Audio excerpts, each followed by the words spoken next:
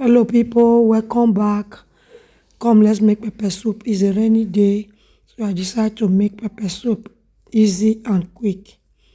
So I add in my minced meat.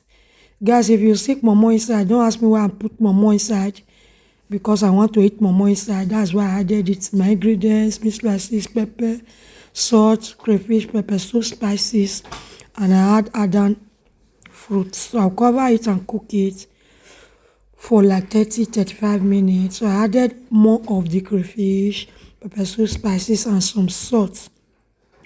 So I've cooked it. It is cooked. I added in my onion and basil leaves. So I will remove the aidan fruit. All my returnees, thank you for always returning.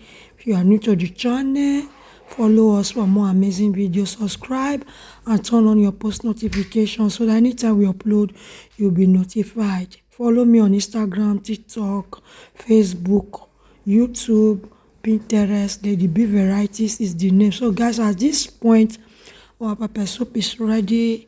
So I will just chew it and drink it, and drink water is set and go. Enjoy. Bye.